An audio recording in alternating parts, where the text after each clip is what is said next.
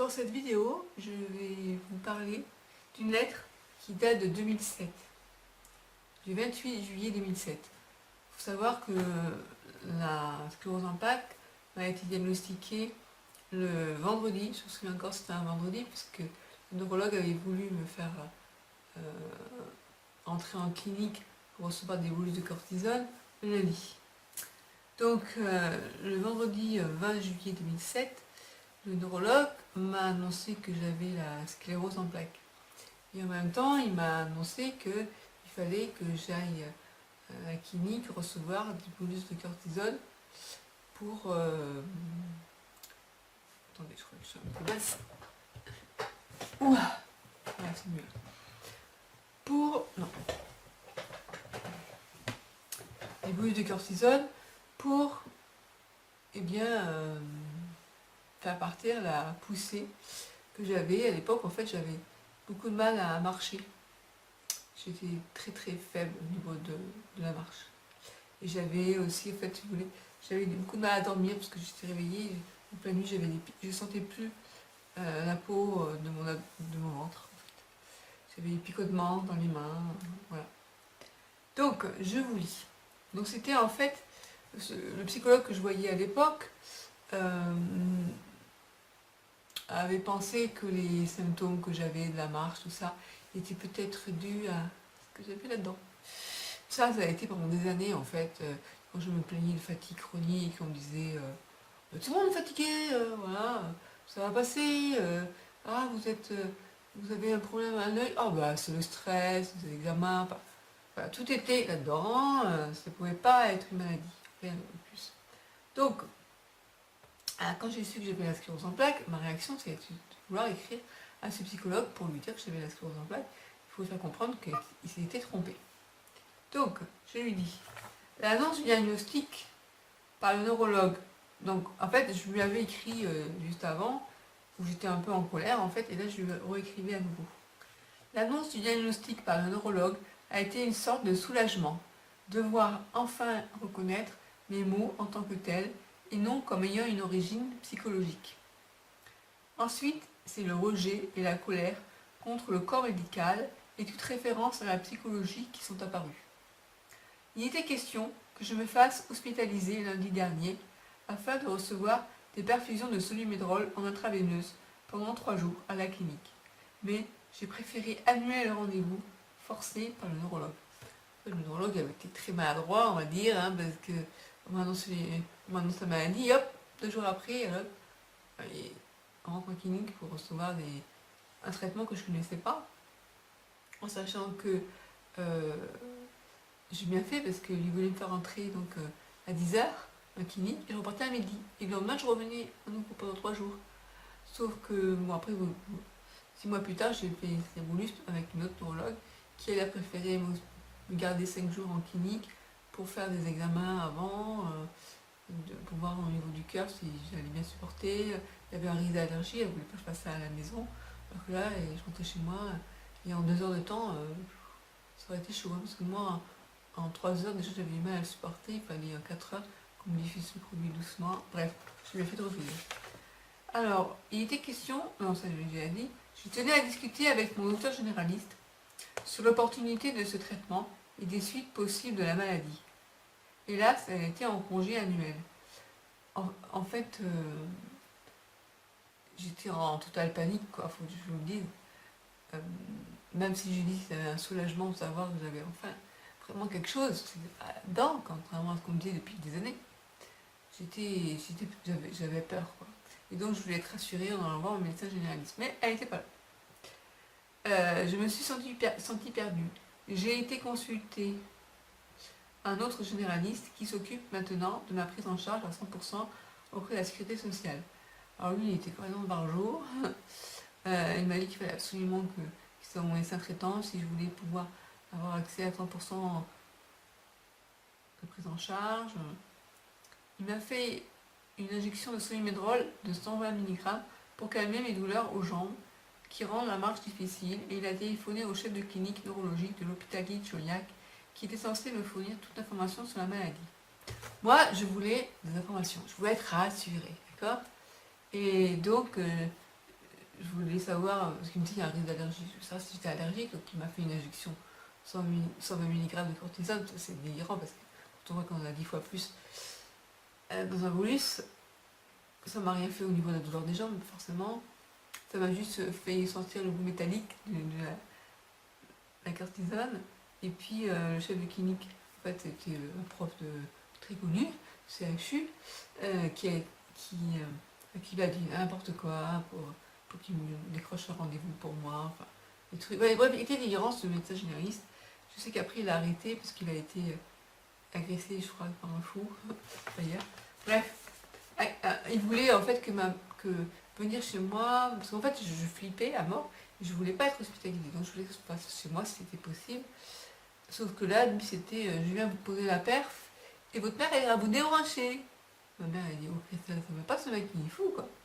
Alors, des questions que c'est pas à moi de faire ça. Enfin, en fait, comme il savait que c'est pas possible, c'était un traitement qui se faisait à l'hôpital, enfin, c'était, ouais, cortisone à haute dose, comme ça, il avait pris 10 solumedrol à 120 mg qui voulait mettre lui-même dans une perfusion pour me faire à domicile. Enfin, il est délirant, celui. Donc, on l'a pas fait. On a refusé, ma mère a refusé. Et après, quand j'ai été voir le professeur de CHU, il a été super méprisant. Il me remettait en question le premier diagnostic posé par le neurologue. Enfin, je vous passe les détails. Actuellement, je n'en sais pas plus. Le neurologue souhaite faire de nouveaux examens avant de pouvoir diagnostiquer la sclérose en plaques avec certitude. Il m'a dit qu'il y avait 99% de chances que ce soit la sclérose en plaques. Il s'agit d'un examen oculaire, d'une prise de sang, c'était potentiellement ok, je pense, et d'une ponction lombaire, puis d'un nouvel IRM à 3 mois d'intervalle avec les précédents. Ces démarches sont sans doute très professionnelles, mais ne correspondent pas vraiment à mon attente, d'autant que mon profil anxieux a été mis en avant comme s'il justifiait la non-reconnaissance passée de mes problèmes neurologiques par les simples médecins généralistes, pas aussi compétents dans ce domaine que les grands neurologues. En gros, le professeur de CHU, c'était la pété, comment on dit ça? C'était pété en fait, du style, ouais, mais ce professeur généraliste, pour profil phobique, forcément, ils ne peuvent pas savoir. Nous, les grands neurologues qui partent dans des congrès, c'était un peu ça, quoi. Et moi, je m'en fous. Ce que je veux, c'est qu'on me rassure. J'étais pas là pour. Ouais, c'est pas parce que j'ai un profil phobique, anxieux, que j'avais besoin d'être rassurée, parce qu'on m'a annoncé une maladie grave. C'est pas évident. Tout le monde passait par là, j'irais pareil, je crois. D'après ce professeur, une ponction lombaire n'est pas une méthode invasive. Au pire, on a mal à la tête le lendemain, les jours qui suivent, enfin, ils s'en foutent, quoi, du malade. Mais qu'en penser provenant d'une personne qui dit dormir durant des IRM? Ouais, lui, encore, il s'est pété. Ouais, les IRM, moi, je dors dedans. Mais oui, mais on s'en fout de vous. C'est vous ou c'est moi dont on parle ici? C'était comique, la consultation. Bref, il est question pour moi de consulter un troisième neurologue. Je commençais à me dire, c'est quoi ces neurologues? Afin d'espérer enfin trouver quelqu'un qui soit une personne humaine avant d'être un docteur. Surtout une personne à l'écoute, quoi. Lors de ma dernière séance, j'ai tenté, alors là, je parle du psy, j'ai tenté de vous faire comprendre que je ne pouvais plus venir. En fait, il habitait au centre-ville, rue Foch, dans un vieux bâtiment avec des escaliers en colimaçon. Ouais. J'ai exprimé mes difficultés de manière indirecte, en parlant de la colère que ma mère avait, en ayant mis les espoirs dans la réussite d'une analyse. En réalité, j'aurais pu également parler en mon nom. En fait, ma mère, elle disait, ouais, tu vois, Christelle, je t'avais dit, tous ces grands psys là, qui disaient qu'en allant les voir régulièrement, tu allais t'en sortir. C'était même pas ça ton problème, c'était pas psychologique, c'était la sclérose en plaques. Certaines phrases me restent en mémoire. Prenez un peu le soleil, ça peut faire du bien. Alors qu'en cas de sclérose en plaques, il faut éviter de rester au soleil, car la chaleur peut déclencher de nouvelles poussées. Pas tout à fait vrai, hein, mais bon. Il s'agit peut-être d'une tension sexuelle au sujet de mes problèmes de paresthésie. Ouais, parce qu'en fait, j'avais des impressions bizarres dans les mains, il me disait, c'est peut-être une tension sexuelle. Bon. Prenez tout votre temps pour monter les escaliers.